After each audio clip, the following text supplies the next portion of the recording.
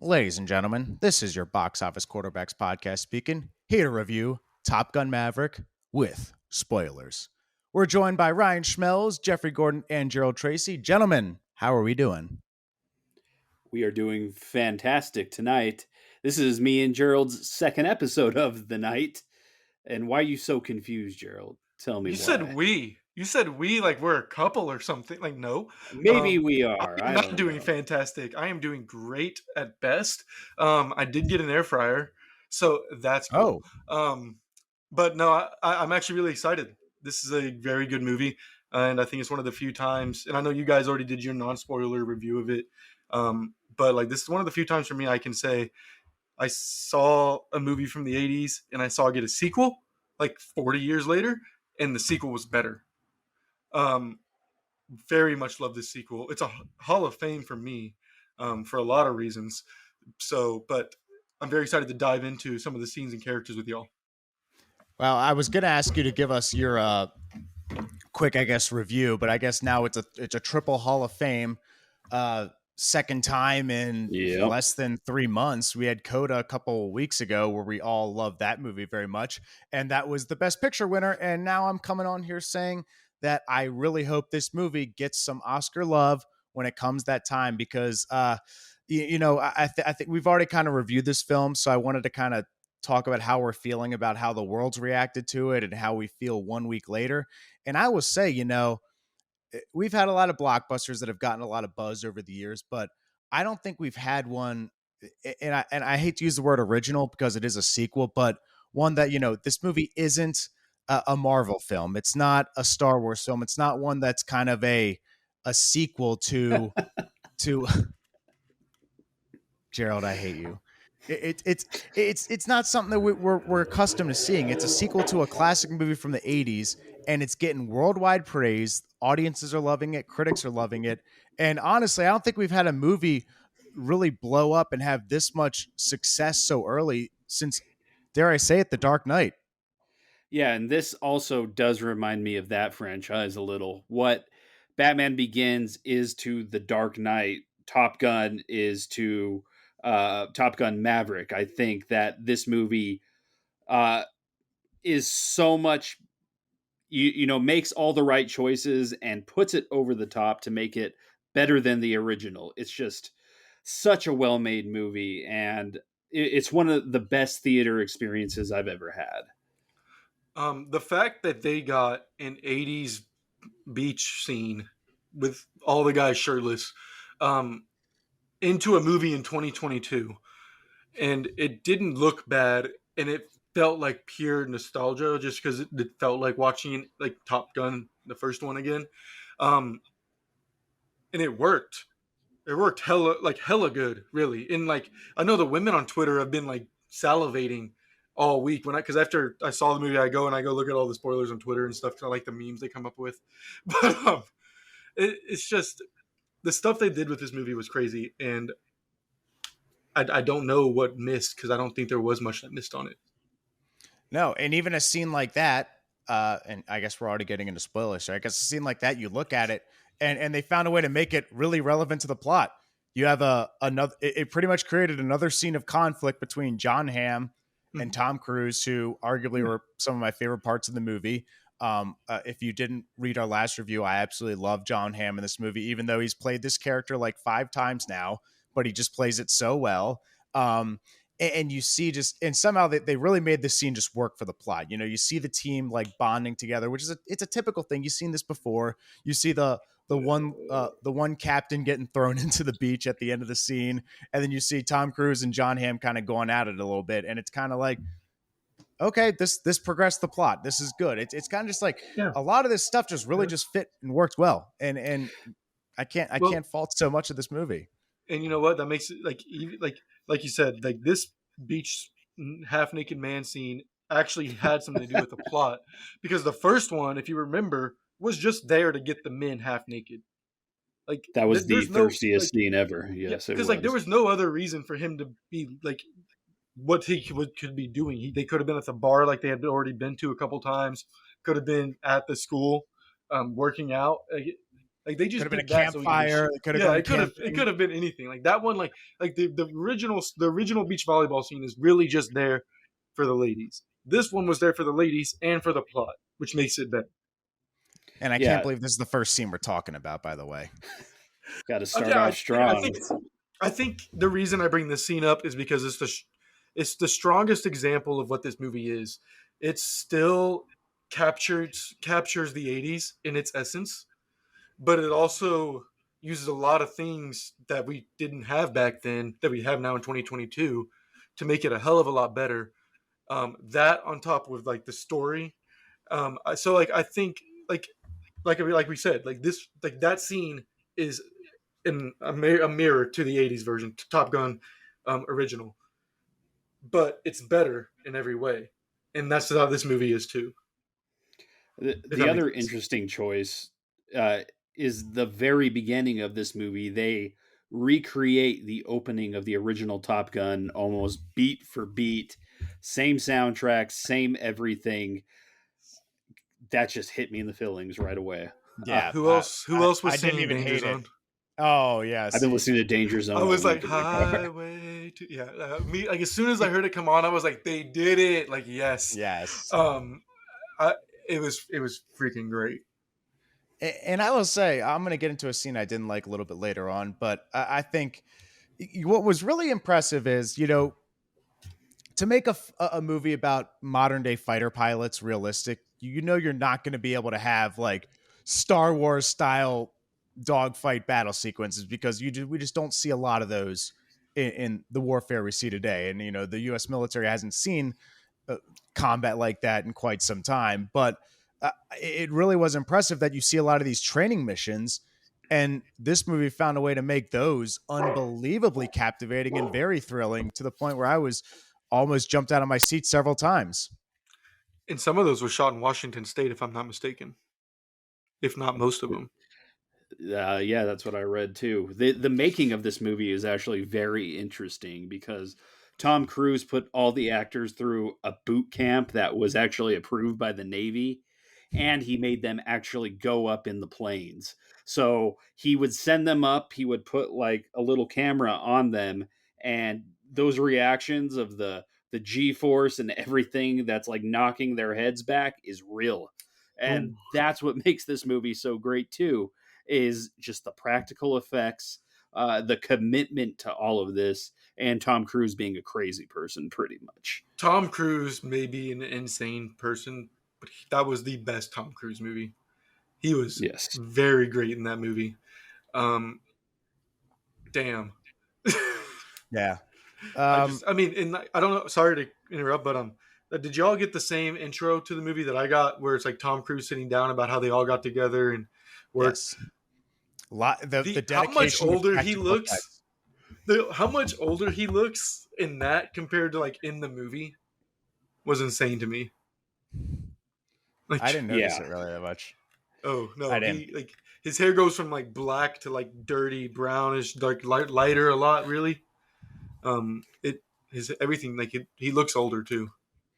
I will say that this movie is a very huge testament to the greatness of practical effects because we saw some just phenomenal uh visuals here, and they all felt very realistic.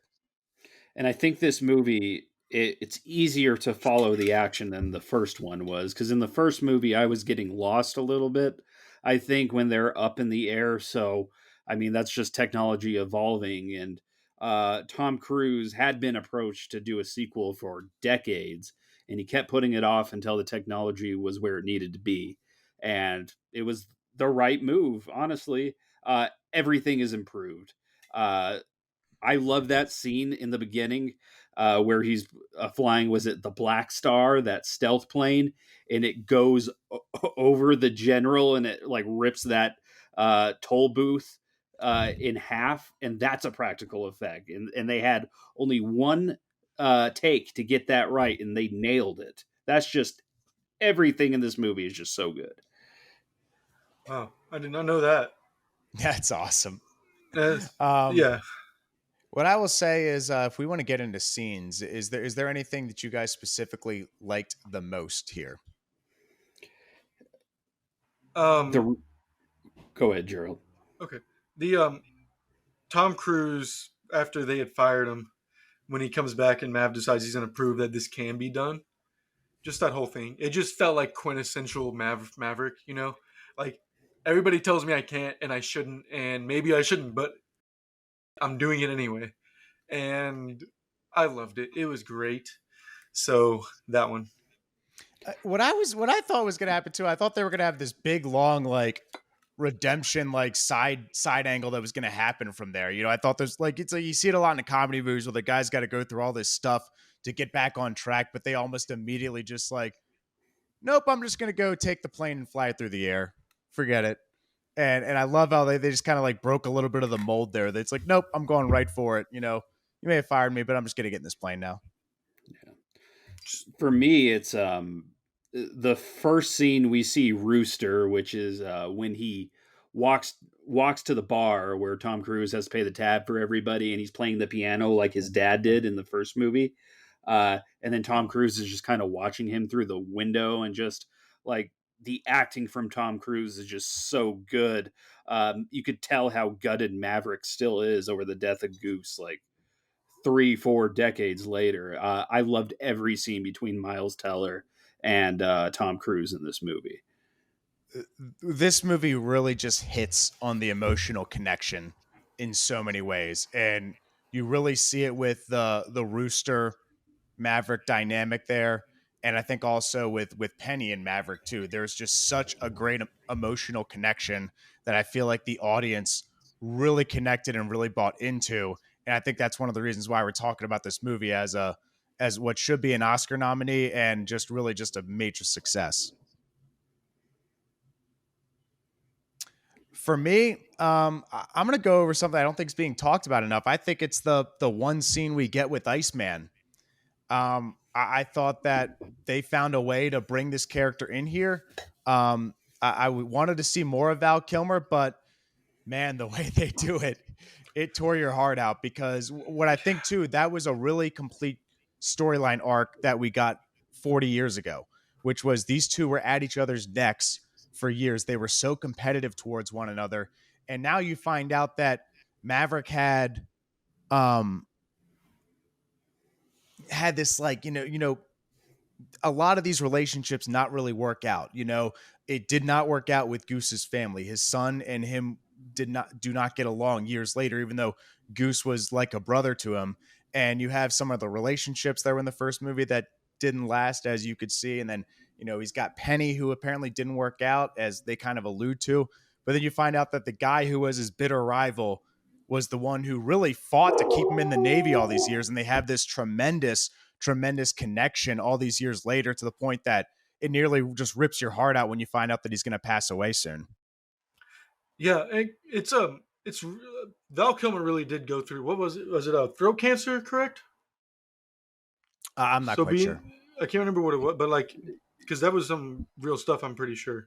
So I agree. That was a very powerful scene, and I love the fact that they brought him on and were able to get him to do that amount of work.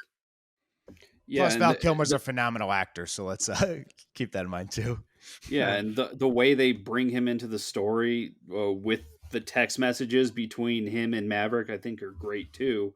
It's just a different type of storytelling, and you can do things non-verbally, and that's another great way how they brought that in. Uh, when he died, that's an emotional scene too, with them laying him to rest, and Tom Cruise is nailing that pin into the coffin. Holy crap! This movie, man, it just hits you right in the feelings. Yes, it was. I love this movie. Jeez. Now I will get to something I did not like. Just to piggyback off of that. We talked about in our spoiler free review the big critique we had this movie. It felt like it was a little too long. Um, it felt like they could have wrapped it up several times, and that ending sequence kind of goes on forever. I can't complain too much because I really enjoyed most of it, and I was having an absolute blast with it. But a lot of this movie just felt really realistic, especially in the flight sequences, despite the impracticalities that they were facing here.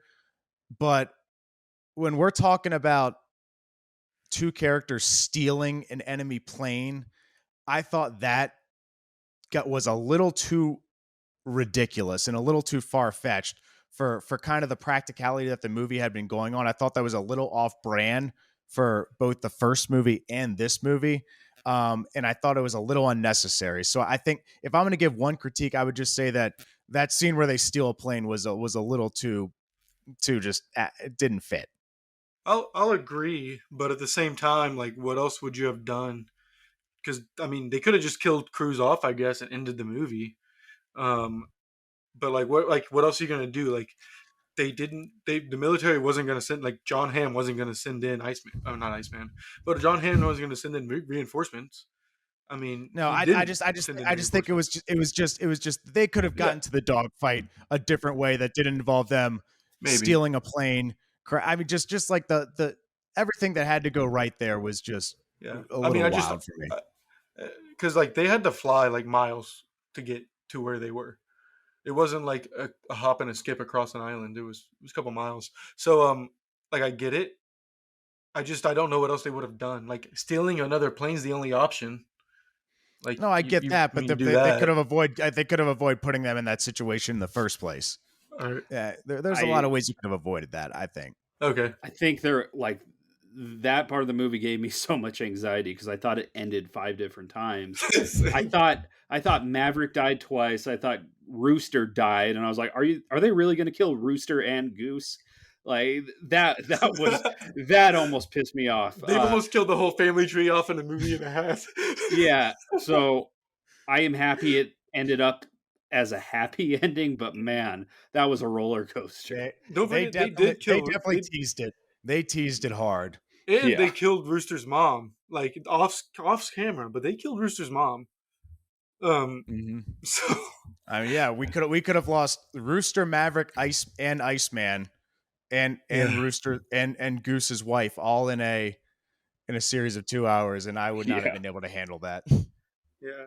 There's just two things that I think there's three things, but the two main things, um, the relationship that he has with forgive me, I just didn't feel Jennifer like I Connelly. Jennifer Connelly. I wasn't invested in it at all. Like it felt like I was expected to know a lot and like infer off what they're doing and stuff, and like assume things here and there, and like I get that they wanted to move on from the relationship in the first one because that one wasn't strong either, and this one's stronger. It's just still not there. Like, does he really need that relationship? Because at the end of the day, like, it wasn't her that helped him. It was Iceman, right? Iceman's the one that pushed him. So it didn't feel like it was entirely necessary. It's still a good thing. Like I'm not complaining. It wasn't a terrible. It didn't have to be there. Yeah, You know. and it's interesting you bring this up because Jeremy Johns, who I've been listening to a lot of ever Yeah. since we got into this podcast, he said the same thing. He felt like that relationship was one of the disappointments of the movie. I get where a lot of the criticism comes from, and I get where you're coming from. Like you probably didn't need it, but also at the same time, it did add that emotional side to Yeah. Tom Cruise. It Kind did of. add that outside of flying, I guess, love that he needed. And I will say the chemistry between Cruise and Connolly was so strong that I think that it kind of made you forget about a lot of the flaws that storyline had, because I think they really just they clicked very well, and that No. I Yeah. thought And I that was mean, so impressive on their part. yeah. And I still give this movie a Hall of Fame, obviously. So like, it's not like it ruined the movie for me. It was good in its own sense. It's just I felt like like at the end of the day, like if they would have taken that out, I don't lose anything. Like it's still good movie. Tom Cruise is still a there's still a ton of great practical effects. There's still a ton of other great relationships. Like there's other ways that he could have opened up and been like, oh well, Rooster's mom told me not to do pull the papers. Like he didn't have to say it to her. That's all I'm saying. Like it would have been fine without it. It's fine with it. It doesn't really make a difference. The other thing I wanted to talk about is like who the hell is the villain in this movie? I It'd be John Hamm, I think. But like, That's the no, I closest mean thing. like the bad guy, like the people they are going to shoot. Who are they shooting? They never mentioned that, and I guess in the first Top Gun they never mentioned it either. So it's an unseen enemy in a country that looks a lot like Washington, uh, in the Yeah, and mountains of totally. one Washington. that has really impressive fighter jets apparently Yeah, too. yeah, So they're rich enough to have all these fighter jets. So I was just like, I don't know, man. I I and they know the never movie say like really, they never say the countries at war or anything. It's so I guess it's like they're yeah, alluding to that all these missions happen, off like the record that Black yeah, Ops. Oh, no one's excuse me, supposed to sorry. know about them. So Yeah, it's I the yeah. Black Ops, I am which happy we got isn't. an actual mission. Like we spent time on the mission this movie. Yes, yes, yes. Because the other one felt like it was just, it was school, and then it just went to the mission, and it wasn't. You didn't really like. I understood what was going on better. I think is what I'm trying to say. Like when it Yeah, comes to the flying and what they were actually trying to do, I feel like that was explained a lot better. Um, I just loved all the crews would be like, you're gonna do this and this and that, and everybody's like, we can't do that. And like, you're gonna, like, you're gonna learn today. Like you're gonna do it. So I loved it. It was great. I loved how they're the best of the best, and they're training for this mission. But at the end of the day, it's the 58-year-old man who becomes team leader and leads the mission. I really like that part about the movie because Maverick is just such a and they I think they do a better job of having him live up to his name in this one. Oh yeah, no, they tease it so much because they say kind of like this is Maverick, like who's Maverick, and then he kind of has to show off these kids, just like this is why I got the reputation I had, and yeah, it was so much fun. I mean, let's get into our characters, shall we? What I'm very interested to see where you guys. Oh, go ahead. What do you have? I just don't understand why they kept calling him old man because like I get that he's like probably 45, 50 in this, but that guy looks 30. And like he doesn't look that much older than any of them. So like that was the third thing that bothered me. It was just like I know where you're going with this, but when your actor is like Jennifer Aniston or Tom Cruise, just stop trying to make age jokes. Or Paul Rudd. Like, no, don't ever be like, "Hey, old man," to Paul Rudd. Like, dude's been looking 25 for 30 years. So, like, I felt like that was like Cruise. I don't know what the hell that was. I was just like, why? Like, why are we doing this? Calling him old man when he looks young. But I digress. All right, so who do we got number one? Or we'll just do our top five each of us, Yeah, and Okay. let's do that. let's start with Jeff then. Maverick. So Maverick wasn't my favorite character in the first Top Gun. I think he is a lot more improved here, so he'll be number one. Rooster will be number two for me. Hangman is going to be number three. He's just such a great cocky character in this movie. Number four, I'm going to put Penny. I actually like that relationship more than I like the relationship in the first movie. And five, I'm going to put John Hamm's character, the general. I thought he was great counterbalance to Maverick in this movie. Okay, so my number one is Miles Turner Rooster. I don't know how you I I don't know how they did this. Like I don't like it's perfect. Like we always like there's sequels or there's always like kids coming into TV shows and movies and stuff, and sometimes they nail it, but like they didn't nail it. They perfected it this time. Like I loved Rooster. I understand. Like it completely makes sense like why he was mad at Maverick and everything, but like their relationship and the way it built throughout the movie, it's exactly it makes sense. And the way Tom Cruise's character is like, so that's why I have Maverick at two. John Hamm at three. I actually like as like I guess lieutenant or not lieutenant. Excuse me. Well, commander, right? I'm sorry. Adam. Okay, hold up. I need to I get believe he was an his. admiral, wasn't he? Yes.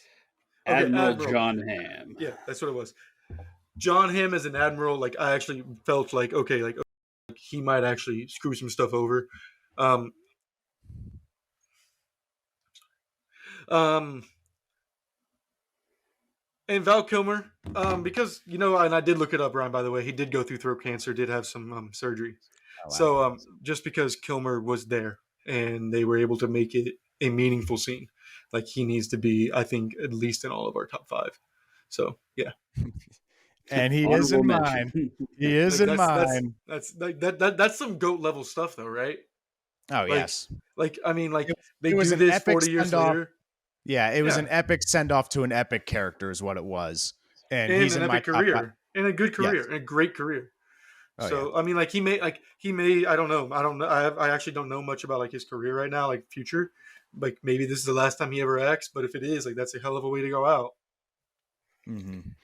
And hopefully we will see more of Val Kilmer in the future. But I'll go with Rooster at number one for me. All the reasons you guys said.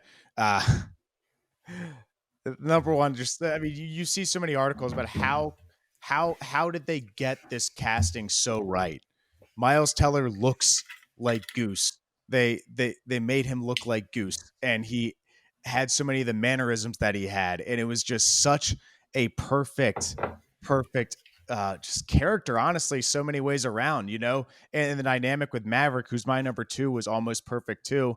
And just you love this redemption story that Maverick had, and it didn't feel like a forced redemption story, but it was a very solid one. And then I have number three, Iceman. Just what a way to maximize somebody for just one scene. I mean, even just putting him in pictures uh throughout the entire movie was amazing.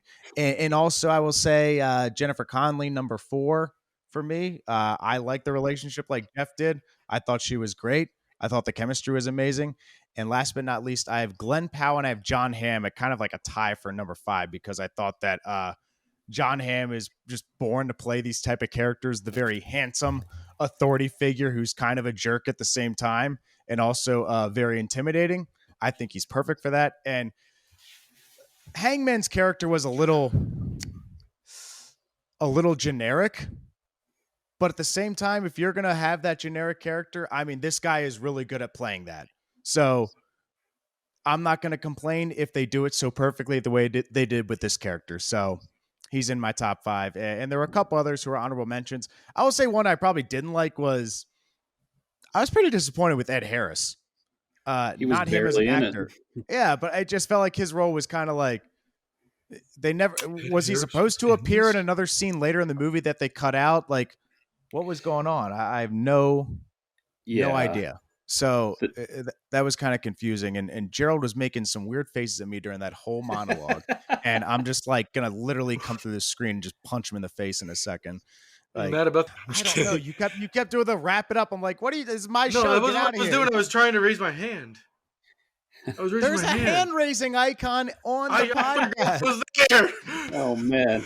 I forgot it was there. You can literally No, press a button. It'll tell you that you're raising your hand. Don't tell me it's I'm fine. It's wrapping it fine. up. It's fine. It's fine. Go, go, go, go. No, Oh, I wasn't. And jeez. then when I said later and I did this, that's what you're talking about. Yeah, no, that was me telling you to ignore that and keep going.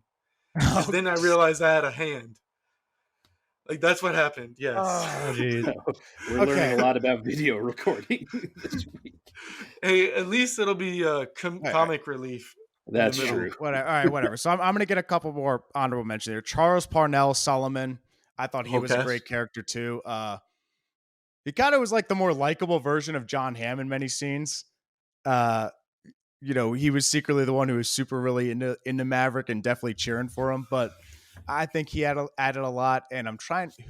Ed Harris was just kind of disappointing. But at the same time too, I think there were a couple others in the squad. And I obviously you're trying to fit a very large cast into 2 hours, which is hard to do. And I think the movie that always comes to mind that really did a great job of this is Remember the Titans, where you felt Indicate. like you knew this entire team in just a 2 hour span. But I think guys like Payback, Fanboy, um, could have been a little bit more drawn out. I think they did a decent job with Phoenix, but some of the other members of the crew just kind of I didn't feel like got that arc that some of the others had. I I did just like was Bob. annoyed by. I was annoyed by him. I was just annoyed. Did, I was like, how did I he thought make he it was this funny. far? How did he make it this far? I was just like, none of this makes sense. He couldn't do anything. He freaked out all the time. Like Yeah, as be like I'm surprised he was on the final mission, him and I'm Phoenix, because surprised he's in the Navy with the way he acted. You know, many And it, Navy men who are gonna freak out at anything, let alone like doing his actual job and training. Like and the dude a freaked out fighter all the pilot, time. a fighter pilot. Like, I don't know. Maybe I'm completely off base. I just don't feel. I don't know. I was like, how did this guy make it that far? Um, I thought I, Bob was gonna die, honestly, the entire I time. I'm like, that this dude I is dead. I thought immediately like this is the bait. This is the oh shoot, this is real. We're killing people yeah, bait. Like that. this is going to I be thought so too. the emotional death that carries things Oh, forward. they But all feel bad because they bullied him thing. yeah, Yeah. Yeah. yeah, but they didn't need it because the Iceman death tore our hearts out enough that we didn't need to kill anybody else. Yeah. Um, Can we all talk about how this is Miles Teller's only performance I've liked? We've all liked probably, and his best performance. The last movie I liked of his was Project X in 2012, I think, That's what I and always remember him by. I'm and like, it's the I kid from Project X. and I only liked that because it gave me ideas for parties in college. Like that's the only reason I like that movie. Um, so I don't, and I was looking like Divergent. I mean, Fantastic Four, trash. I don't know I don't know another movie that he's been in that I was like, oh yes, I thoroughly enjoyed his performance. And in this one, he is the best, and he beats out Tom Cruise to me, which is crazy because it's not just his acting; it's the makeup and the little things he does and the relationship between him and Maverick that like make him the best in this movie. I really enjoyed Only the Brave. Um, I thought that was a very strong movie. Both What Jennifer is that? Connelly and Miles Teller were in that movie. Um, and also, I have not seen Thank You for Your Service, but that did get a lot of good reaction from a lot of critics and people I know. So that might be one. So a couple roles right there. So Okay. I don't think anything's going to beat this performance because I think this was a complete character and a really strong job from him as well. So hopefully, hopefully this is just the start, and we'll see some better roles from him in the future. Just don't do Fantastic Four again. I mean, he Yeah. could do it again, and he'd probably be better if he had a better script. This movie kind of proved that, but Yeah, who? I don't think Leonardo DiCaprio is saving that Fantastic Four movie. You could have had Leo, Tom Hanks, in that, and it probably still wouldn't have been good. That movie Oh, was Yeah. just a mess. okay. I thought you were talking about a new one. Yeah, no, that movie was bad. That movie was just bad in general. Everything looked okay. We're off base. This is what we do. Like it's just that movie was trash. Like there's not a lot Yes. of movies you can be like, oh, like throw it away and don't let us see the air of existence ever again. That one, B movie. There's a few of them out there, right? B Like movie. B movie sexualizes bees and humans. Like yes, don't let that one see the light of day ever. B There is a movie. human bee relationship, and it is. You know what movie that is, right? Is it Jerry the one? Seinfeld's Yeah, with B Jerry Very Stein. movie. Simon. Okay, yeah. Yes, yes. The movie, do not let that movie see the light of day ever again. And it's animated, so it's marketed towards kids. Like, let's not, let's not ever let that movie see the light of day. And that's what that Fantastic Four movie is like. Like, hey, that's how you make it bad, and that's how we stop getting superhero movies. So stop, And burn that's a every review copy. on that's a review on Fantastic Four 2015. So are our final reviews still the same? Yeah, Yes. this is the best movie of the year. I mean, Mm. I love the Batman, and I saw that 3 times in theaters. But man, I cannot put this on top. This movie is just too well made, and too the story is too good. Yeah. Okay. I think we've got some great blockbusters already, and we're only in the Hmm. beginning of June. I mean, I mean, Doctor Strange, this, and Batman, and 3 for 3. Spider-Man, No Way Home. Yeah. Um, with Wait, wait. everything, I everywhere. thought that came out in December. I thought. Yeah, so Okay, yeah. Okay, but everything, everywhere, all at once, is better than any of these movies. That movie is freaking great. So you guys need to watch it so we can, Yeah. review it. Sounds like we Um, have to now. it's a great freaking movie.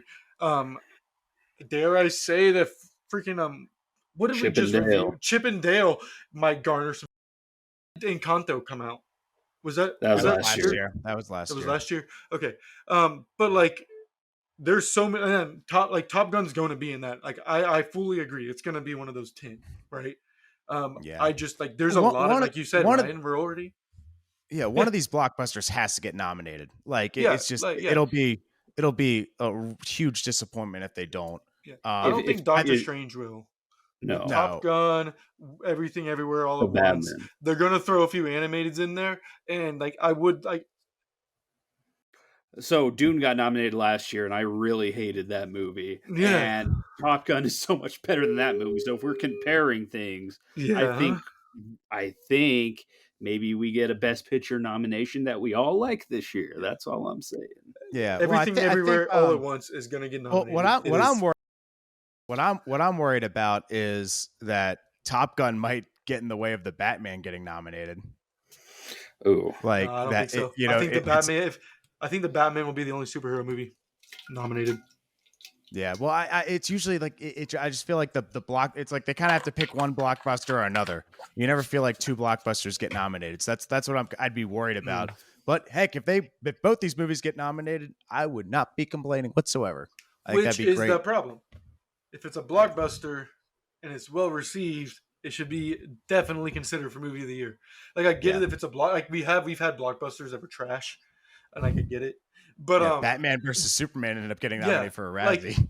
that's trash. One of those movies, as the aforementioned, burn it and never let it see the light of day.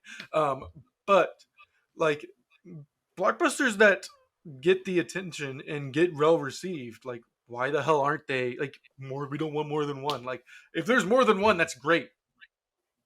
Like that's even better. That means the studios are Doing money their well spent, jobs. right? Yeah, Yeah, it money means well they're spent. doing their jobs, and it means people liked it, which in the end makes it the movie of the year, Yeah.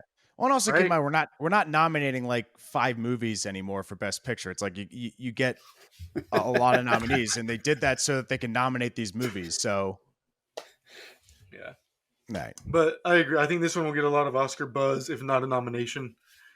Um, at it's least just crazy special to me that it effects. was. It's crazy to me that it was better than the first one, and the At the first one's bare good, minimum, but the score and the sound mixing need to get nominated because I thought that was some of the strongest stuff in the movie.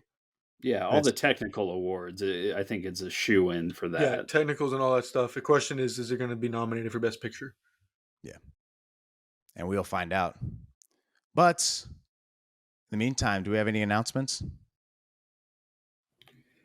I don't think so. No. Follow us on social media. NBA Finals, we're covering that. By the time you watch this, though, that episode is up. So watch it. Subscribe to our YouTube page. Leave us some reviews on Apple Podcast while you're at it, and let's have a good time. We'll keep pumping out content for you. Absolutely. This has been another episode of Good Friends and Real Talk, and we will see you later.